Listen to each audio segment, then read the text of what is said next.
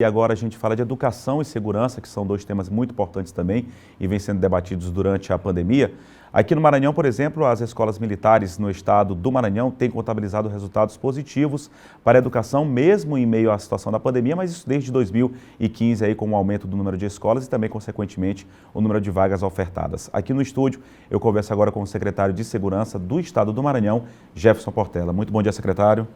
Muito bom dia, Ericeira. Prazer participar do programa e, num momento difícil, temos que praticar boas ações para que as coisas não piorem, ao contrário, venham a melhorar. Tá, obrigado pela sua presença, secretário. A gente que agradece sua presença aqui. A gente vai começar falando primeiramente, sobre essa questão de abertura de escolas militares. Há um processo aí de crescimento que vem desde 2015, com a abertura de escolas e também, claro, a oferta de novas vagas, não é isso, secretário? Sem dúvida nenhuma. Nós tínhamos uma unidade de escola militar do Corpo de Bombeiros e agora temos 16 unidades.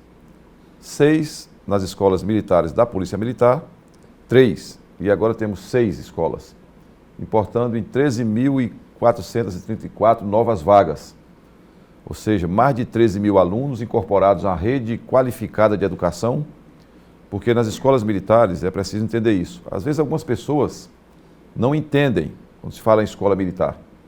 Não é uma escola para militarizar o jovem, é uma escola para qualificar o processo de aprendizagem de conhecimento, mas também baseado numa disciplina que forma cidadãos e cidadãs. Um aluno da escola militar, ele é um homem equilibrado, uma menina equilibrada, uma moça equilibrada.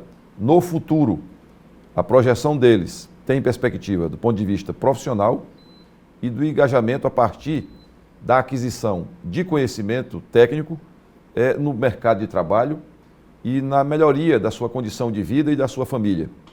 O que prova isso é a elevação do IDEB e a aprovação nos maiores cursos em nível igual à das escolas particulares. Hoje nós temos, inclusive, um processo inverso, uma busca de alunos de escolas particulares para as escolas militares. O senhor falou um ponto importante, que é justamente essa questão. A educação, as escolas, que sejam aí escolas militares, que seja qualquer tipo de escola, tem que preparar, claro, a educação é fundamental, mas preparar o aluno cidadão, né? Isso ter a consciência. O senhor falou também sobre esses resultados, secretário. É importante, a gente vem acompanhando os resultados positivos que alunos de estudantes de escolas militares vêm obtendo ao longo dos anos também, não é isso? Sem dúvida nenhuma. Você pode verificar o resultado do vestibular das universidades públicas e você vê a aprovação dos nossos alunos para o curso de medicina, o curso de direito e todos os cursos, dependendo da vontade de cada um. Nós não temos a preocupação de quantificar pontos considerando o mínimo de alunos. Traduzindo isso, nós não estamos preocupados com ter 10 alunos de excelência aprovados em alguns cursos, tidos como maiores na busca social de formação universitária. Nós não formamos uma turma com 3, 4 alunos de excelência para tirar primeiro lugar. Nós formamos uma turma de excelência. Todos os alunos têm o mesmo nível de conhecimento, a mesma formação. E nós não estamos preocupados em apresentar 10 que sejam reprovados. Nós queremos que os nossos 13 mil sejam todos aprovados pela excelência de cada turma e não pelo perfil de desenvolvimento de um aluno bem preparado para representar uma escola. E tirar essa questão do secretário, como o senhor falou, de que escola militar se age com rigidez, claro, tem que ter disciplina, mas quebrar esse paradigma que às vezes é colocado na cabeça das pessoas, que é um ensinamento com rigidez, preparar os alunos para ser exclusivamente militares. Podem até escolher, como o senhor disse, mas será da vontade deles, não é isso? Exatamente, uma pequena parte vai para a profissão policial. A grande maioria vai inserida no mercado com outras profissões. Mas o que importa, se o menino quiser ser militar, ele será aprovado no curso para policial. Se ele quiser ser médico, ele será aprovado no vestibular para medicina, sem problema algum. O nosso aluno, hoje, da escola militar, ele está preparado em nível intelectual tanto quanto ao aluno da maior escola particular.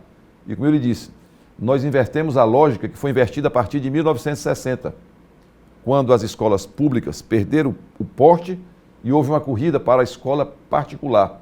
Até 1960 você tinha 80% dos nossos alunos em escolas públicas. Depois, pela degradação e pela irresponsabilidade governamental, houve um processo de privatização da educação, desqualificando o ensino público. Não estou fazendo nenhum discurso contra a escola particular, de modo algum. Elas têm o seu papel e sua importância. Eu estou dizendo que elas não podem ser justificadas pela degradação do ensino público. E hoje, década depois, as escolas militares em todo o Brasil e aqui no Maranhão inverteram o processo de busca. Hoje você tem alunos deixando escola particular para procurar a escola militar, pela qualidade do ensino e pela formação cidadã. Nós formamos homens e mulheres para a vida, com um grande conhecimento técnico, mas entendendo que ele precisa ser uma boa pessoa para ser um bom técnico. Secretário, vamos mudar rapidamente de assunto. A gente está em meio a uma pandemia e a Secretaria de Segurança tem tido uma atuação fundamental tanto no transporte de vacinas como na questão da fiscalização também. Ontem, por exemplo, 15 bares foram multados, foram notificados por conta dessas fiscalizações ainda de desobediência por conta do protocolo sanitário. Essas fiscalizações continuam para respeito do decreto e também do transporte de vacinas. Queria que o senhor falasse também sobre isso. A primeira pessoa a ser fiscalizada no país é o presidente da República, que tem sido um irresponsável em chamar o coronavírus de uma gripezinha logo no início da pandemia, ao desaconselhar o uso de máscaras, ao brincar com o número de mortos, numa má conduta de um homem que ocupa o maior cargo na República Brasileira. E, infelizmente, ainda tem degenerados que apoiam esse tipo de prática e de brincadeira, porque com a vida dos outros não existe hipótese de brincadeira nem de graça. A vida alheia é coisa séria, é patrimônio maior de um país. Então ninguém pode brincar. O vírus não é de esquerda nem de direita. O nosso governador já deu uma lição, disse: esqueça em quem você votou e esqueça em quem você quer votar. E a hora é esta. Algumas pessoas querem discutir se um remédio tem uma natureza política ou ideológica de um tom. Isso é uma ignorância de uns e uma malignidade de outros que sabem muito bem que estão brincando com coisa séria. E alguns, de modo inadvertido, ainda seguem uma brincadeira de uma pessoa altamente responsável, que é o senhor presidente da República. Deveria ser processado por atentado à saúde pública do Brasil. Com os nossos 300 mil mortos no país, não é hora de se brincar de onde vem a vacina. Os Estados Unidos já têm 500 milhões de vacinas para aplicar 2 vezes, 3 vezes nos seus cidadãos. O Canadá já tem vacina para aplicar 2 vezes na sua população. E nós estamos aí com 2, 3% da população brasileira vacinada, com a interpretação ridícula de onde vem a vacina. Isso é uma coisa de uma autoridade pública. Agora, no geral, nós temos comportamentos irresponsáveis que matam pessoas, inclusive desses que são interditados porque tem uma atividade comercial e o Estado tem que agir forte e firme. Nós temos que acabar com a cultura do respeito à irresponsabilidade no país. O cidadão chega, faz uma festa clandestina e o seu bar tem que ser interditado, definitivamente. Ele não é digno de estar nesse ramo comercial, porque ele sabe que é a morte que se instala após uma festa clandestina. Tem que se ter o cuidado com isso. Todo dia vocês da imprensa noticiam com 80% do noticiário dados sobre as mortes, sobre a falta de vaga nos hospitais, sobre as imagens que nos torturam das valas para o sepultamento em massa. As pessoas estão vendo isso e pensam que é uma brincadeira. Eu passei sábado, 7 horas da noite, no parquinho da Litorânea, e era impressionante ver ali 80% das pessoas sem o uso de máscaras. Com crianças, mães, pais, levando seus filhos para depois matar os avós dentro de casa, os seus parentes, com a contaminação. Então não é brincadeira. Nós não queremos parar o sistema... A gente lembra que tem pessoas de todas as idades agora também morrendo também, se infectando. As UTIs infantis, eles estão com um grande número de crianças, inclusive com óbito de crianças. Você tem aí um crescimento da morte de jovens de 20 a 29 anos. Muitos mortos. Agora é ao contrário. Na primeira onda morreram pessoas de mais idade. Agora a contaminação maior na juventude, exatamente por essa aglomeração nas festas. E isso... Veja bem, não é algo só de uma irresponsabilidade elevada a uma prática criminosa contra a saúde pública. Você fiscaliza um bar, o bar é fechado. E alguém vai e aluga uma casa clandestina para fazer uma festa com 200, 300, 400 pessoas. É um ato de inconsciência com ele mesmo. Ele está expondo a sua saúde a risco, mas tem um problema mais grave, que ele passa a ser um risco para a coletividade. Sai contaminado, contamina os seus colegas de trabalho, os seus familiares, e causa com a sua prática mortes. Nós estamos numa fase de muitas mortes. Veja bem, nós estamos num período crítico da falta de oxigênio. O que significa? você precisa de impulso mecânico para respirar e não tem oxigênio para alimentar essa respiração com reforço artificial. Então as pessoas têm que entender isto. Na história depois vai haver uma cobrança. Por que esse número de mortes em 2021? Nós vamos ter que responder historicamente. Mau comportamento de pessoas e irresponsabilidade, eu digo isso aqui como cidadão, do senhor presidente da República. Eu vi as pesquisas ontem e anotei todas sobre os dados de saúde desde o início da pandemia.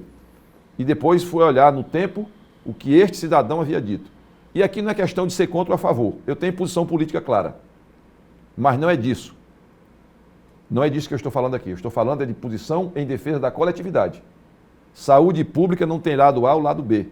As pessoas, quando morrem, não é a esquerda ou a direita que vai ali chorar em cima do caixão. Não importa o seu pensamento político, não importa em que ele votou. Quando o pai perde o filho, eu perdi tios com coronavírus e perdi praticamente 40 colegas policiais. Eu sei o que é que isso dói. Para nós que somos profissionais, que estamos na rua todo o tempo, olhar um sujeito e dizer que é uma gripezinha, que matou 40 colegas meus de trabalho. O doutor Martins trabalhou 22 anos nas mesmas unidades que eu trabalhei, era o nosso chefe de inteligência e estava representando a secretaria na questão da vacinação. Era o nosso representante nas reuniões. Foi contaminado, hospitalizado no domingo e morreu no sábado. E dezenas de outros colegas nossos contaminados. Eu próprio tive coronavírus no início, porque nós não pudemos parar de trabalhar. Então não se pode admitir que se brinque com isso. Mas eu vou lhe dizer, tem duas coisas que têm que ser cobradas. É o bom comportamento dos governantes e o bom comportamento do cidadão.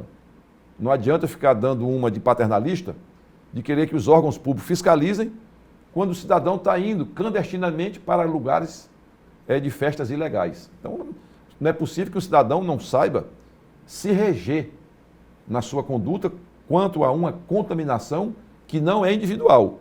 Ninguém pega coronavírus e morre sozinho. Todo mundo sabe da estatística de quantas pessoas podem ser contaminadas por um que foi contaminado. Então, o cidadão tem que pensar nisso. Ele não está nem indo morrer sozinho. Ele está indo matando outras pessoas. Secretário, eu te gostaria de agradecer a sua presença aqui, falar tanto das escolas militares quanto aí também sobre a situação da pandemia. Muito obrigado pela sua presença.